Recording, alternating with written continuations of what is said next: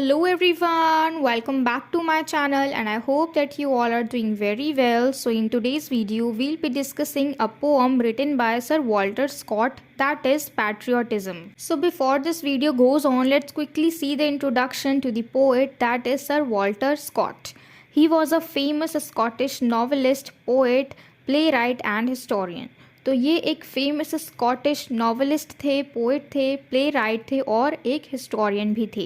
And he had a major impact on European and American literature. और इनका major impact था European और American literature पे, यानी इनका जो लिखी गई जो भी इनकी लिटरेचर थी, इनकी जो भी राइटिंग्स थी, वो सारे बहुत ही ज़्यादा इन्फ्लुएंस करते थे। इनकी राइटिंग्स का उन पर बहुत ही ज़्यादा प्रभाव पड़ता था यूरोप में और अमेरिका में। और अगर हम इनके फेमस वर्क्स की बात करें तो उनमें काफ़ी सारे वर्क शामिल हैं, जैसे कि है Waverley novels, tales of my landlord, the lady of the lake. तो ये सारी राइटिंग्स इनके फेमस वर्क्स में शामिल हैं।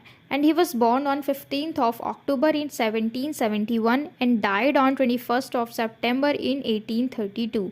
तो इनका जन्म हुआ था 1771 में और इनकी मृत्यु हो गई थी 1832 में।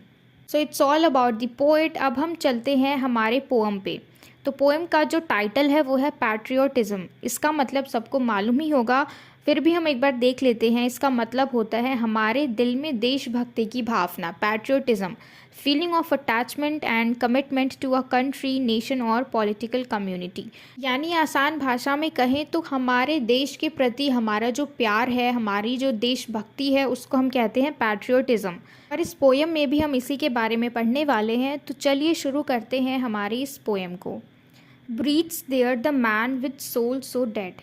यानी एक ऐसा इंसान भी सांस लेता है जिसकी आत्मा जो है, जिसकी सोल जो है, वो पहले से ही मरी हुई है। Who never to himself hath said. Hath का मतलब है यहाँ पे हैव से, जिसने कभी भी अपने आप से ऐसा नहीं कहा होगा, this is my own my native land, कि ये मेरी खुद की ज़मीन है, ये मेरा खुद का देश है। ठीक है, यानी एक ऐसा इंसान भी सांस लेता है जिसकी आत्मा मरी हुई है। आत्मा मरने से क्या मतलब है यहाँ पे, यानी उसको, उस इंसान के दिल में उसके देश के लिए प्यार नहीं है, जहाँ पे वो पला बड़ा है, जहाँ पे उसने जन्म लिया है, जहाँ पे वो रहता है। और उसने एक बार भी अपने मुंह से ये नहीं कहा कि ये मेरा देश है, ये मेरा खुद का देश है। और ऐसा इंसान भी सांस लेता है जिसकी आत्मा मरी हुई है। ठीक है, आत्मा मरने का क्या मतलब है यहाँ पे, यानी उसके दिल में ज़रा सा भी प्यार नहीं है अपने देश के लिए, उसके दिल में थोड़ी सी भी अटैचमेंट नहीं है उस देश के लिए जहाँ पे वो पैदा हुआ है, जहाँ पे वो पला बड़ा है। Whose heart hath never within him burned. यानी जिसका दिल कभी जला ना हो। As home his footsteps he hath turn. यानी जब वो वापस आ रहा हो, यानी उसके जो कदम है वो वापस आ रहे हों घर की तरफ, from wandering on a foreign strand. Foreign strand का क्या मतलब है, यानी अगर वो किसी विदेश में गया हो, वहाँ पे वो बहुत समय तक रहा हो, वहाँ भटका हो, वहाँ उसने काफ़ी सारा टाइम स्पेंड कर लिया। ठीक है, लेकिन जब वो वापस आ रहा है, उसके जो फुट स्टेप्स हैं जो कि घर की तरफ आ रहे हैं, उसके देश की तरफ आ रहे हैं। अब वो इतने दिनों विदेश में रहा और अब वो वापस आ रहा है अपने देश में, और उसने विदेश में ज़रा भी अपने देश को मिस नहीं किया। उसका जो भी प्यार था अपने देश के लिए, उसके दिल में वो उभरा ही नहीं कि मेरे देश में तो ऐसा ऐसा होता है। क्योंकि अगर हम भी फॉरेन में जाते हैं तो हम कंपेयर करने लग जाते हैं कि इससे अच्छा तो हमारा देश ही है। ठीक है, लेकिन ऐसा इंसान जो बाहर जाके रहे, एंजॉय करे और वापस आते वक्त वो अपने देश को मिस भी ना करे, ना ही उसके अंदर खुशी झलकती हो जब वो अपने देश में आता है, तो ऐसा इंसान, उसका दिल जलता नहीं है। जलने का यहाँ पे क्या मतलब है कि यानी उसको ये चीज़ खटती नहीं है, यानी ये चीज़ वो कैसे एक्सेप्ट कर रहा है कि मतलब जहाँ पे वो जन्मा, जिस देश में वो रहा, जहाँ पे उसने जन्म लिया, अब वो उसी देश में वापस आ रहा है विदेश से घूम के, और तब भी उसके दिल में ज़रा सा भी प्यार नहीं है। यहाँ पे ये जो लाइन है, whose heart hath never within him burned, यहाँ पे इसका मतलब है कि ऐसा इंसान जिसका दिल कभी ना जला हो, यानी वो आसानी से एक्सेप्ट कर लेता है उसको उसके देश से प्यार नहीं है। और यहाँ पे जलने का मतलब है कि क्या उसको ये चीज़ चुभती नहीं है, क्या उसको ये चीज़ खलती नहीं है कि मुझे मेरे देश से प्यार होना चाहिए। लेकिन इन सारी चीज़ों के अलावा वो इस चीज़ को एक्सेप्ट कर लेता है कि उसके दिल में उसके देश के लिए ज़रा भी प्यार नहीं है। And if such there breathe go mark him well, for him no minstrel raptures swell. फिर वो कहते हैं हमारे पोएट कि अगर ऐसी कोई ब्रीद है, यानी ऐसा इंसान जो सांस ले रहा हो, सांस का मतलब कोई ऐसा इंसान जिसको अपने देश से प्यार नहीं है और फिर भी वो इस देश में रहता है, खाता है, पीता है, यहीं जन्मा है, यानी इसी देश का है और यहाँ पे सांस ले रहा है। ऐसा इंसान जिसकी आत्मा मर चुकी है। आत्मा मर जाने का मतलब है कि उसके दिल में उसके देश के लिए प्यार नहीं है। If such there breathe go mark him well, यानी अगर अभी भी कोई ऐसा इंसान सांस ले रहा है तो जाओ उसको पहचानो। मार्क हिम वेल का मतलब है कि उसको पहचानो अच्छी तरीके से, फॉर हिम, क्योंकि उसके लिए कोई भी, उसके लिए यानी उसके मर जाने के बाद कोई भी गाना नहीं गाएगा। गाना गाने का मतलब है यहाँ पे कि अगर कोई गुजर जाता है तो हम उसकी याद में रोते हैं, उसको अच्छे अच्छे वाइब्स देते हैं। जब कोई भी इंसान मर जाता है उसकी शांति के लिए दुआ करते हैं, लेकिन इस इंसान के लिए ऐसा नहीं होगा। क्यों? क्योंकि इसके दिल में इसके देश के प्रति कोई भी भावना, अच्छी भावना नहीं थी। इसीलिए तो कहते हैं कि अगर कोई ऐसी ब्रीद है, यानी कोई भी ऐसा इंसान सांस ले रहा है जिसके दिल में उसके देश के लिए प्यार नहीं है, तो जाओ उसे पहचानो और उसके मर जाने के बाद, उसके गुजर जाने के बाद उसके लिए कोई भी संगीत नहीं बजेगा। यानी उसके जो हम याद करते हैं ना लोगों को उनके मृत्यु के बाद, तो ऐसा उसके लिए कुछ भी नहीं होगा। High though his titles, proud his name, boundless his wealth as wish can claim. तो देखो, भले ही इसको काफ़ी हाई टाइटल्स मिले हों, यानी समाज में इसको काफ़ी अच्छे अच्छे नाम से जाना जाता हो, प्राउड हिज नेम, इसने बहुत ज़्यादा इज्जत कमाया, उसके पास बहुत ज़्यादा वेल्थ भी है, जितना कि उसको चाहिए, जितना वो इच्छा करता है, मतलब ये सब कुछ है उसके पास। समाज में उसका नाम है, उसकी इज्जत है, उसके पास बहुत सारा पैसा है।